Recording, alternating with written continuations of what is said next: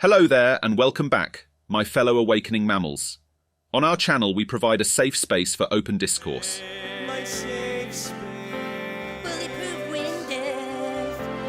Our topics are often very controversial, and we encourage you to engage in civil discussion down in the comments section, because only if we talk to each other can we come closer to the truth. Today we will be talking about a topic that doesn't get much attention. There are a couple top 5 videos about this, but nobody really tries to connect the dots and question the consequences on our society if true. So let's start. Is it possible that our advances in technology are somehow controlled? Is it possible that somebody is in charge of what inventions are promoted and which inventions are too disruptive for the status quo to be allowed? If so, are there examples of inventions getting destroyed or inventors getting disrupted in some kinder way? But first,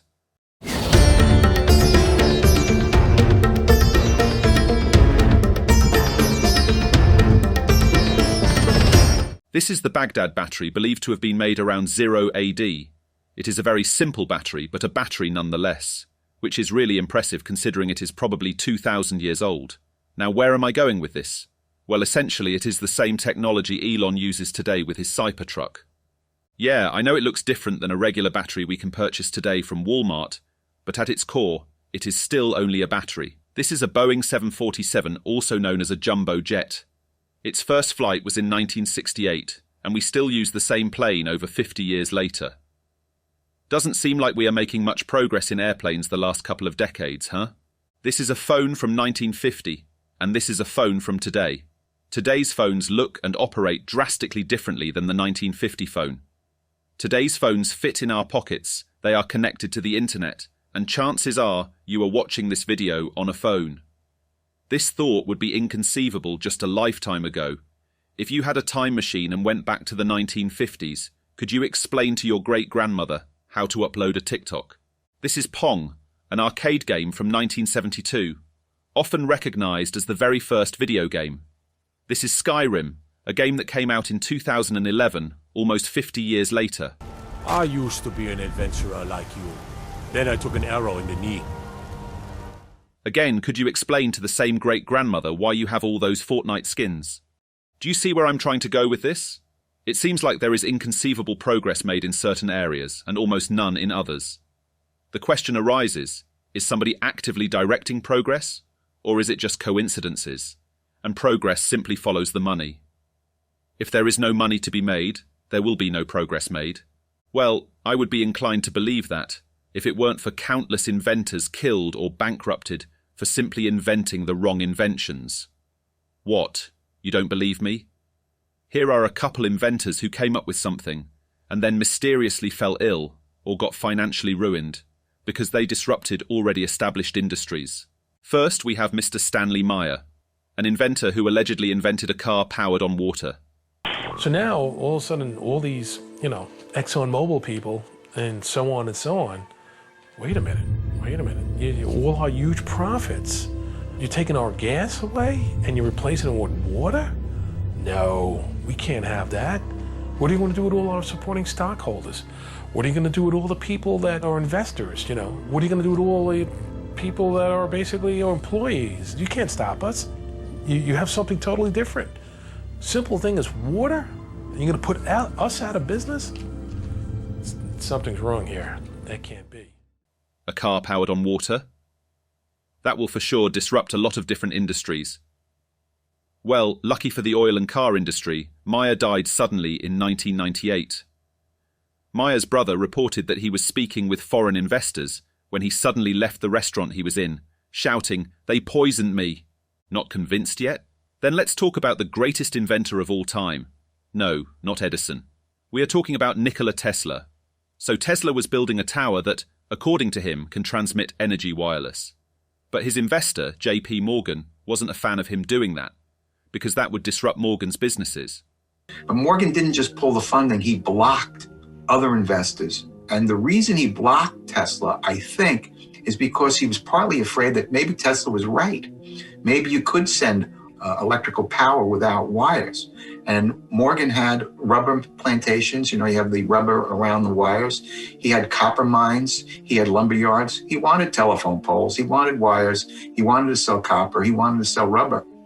After Tesla died, what happened to his inventions and documents and manuscripts? The US government sat on Tesla's entire estate for 10 years. So from 1943 to about 1952, until they finally released it, and now his estate is in Belgrade. And the question that you're really asking is, did they keep any of his papers? I don't know if they did, and it wouldn't surprise me if indeed that has occurred. In my opinion, nobody can argue in good faith that JP Morgan was an angel and would never try anything shady to protect his investments. I mean, people usually don't become one of the richest people in the world by giving up their products for free. Tesla ended up passing away poor after Morgan made sure nobody else will finance. Those two examples aren't definitive proof, but it is strong evidence in my opinion. There are countless other examples throughout history. For sake of time, we could only cover two. It's hard not to believe that industrial giants wouldn't try to protect their businesses, no matter what. In my opinion, we can assert that the industry exerts significant, if not total, control over what gets invented and what does not. Probably today even more so than during Tesla's time. The next question would be, is there a pattern for what is allowed and what not, or is it a purely monetary concern? In both examples I gave earlier, there was a clear monetary motive to silence the inventors. So, is that it? Is the answer satisfying enough to stop asking questions? For me, unfortunately not. I believe I can discern a pattern regarding which technologies advance and which ones do not. For example, technologies aimed at entertaining people, such as phones, computers, the internet, movies and films, have undergone substantial advancements in the last 50 years. However, in terms of infrastructure, we essentially have the same arrangements as those from the 1960s. Same types of planes, ships and trains. Even if you have a more modern plane, the only real difference to a 50-year-old jumbo jet is the entertainment systems on board. So if progress is being handheld, why would they only advance in those fields? What's their motive, if it is not just about profit? Well, you probably heard of the old Roman phrase, bread and circus. Well, in my opinion, we are overwhelmingly developing circus technologies. Technology that can help entertain the masses. Certainly, those inventions offer lucrative opportunities, but they also have the positive side effect of pacifying the general populace. Interestingly, the bread aspect of that phrase has also undergone significant changes in the last 50 years. If you compare a grocery store from the 1960s to one today, you'll notice they look completely different, especially if you start reading the ingredient list.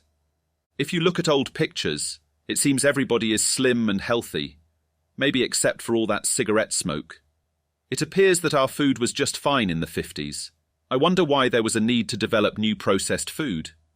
I really don't know, but I'm starting to feel like anything capable of subduing the masses gets promoted. Farming! You kids are gonna grow all kinds of plants. Vegetable plants, pizza plants! Well, what do you think?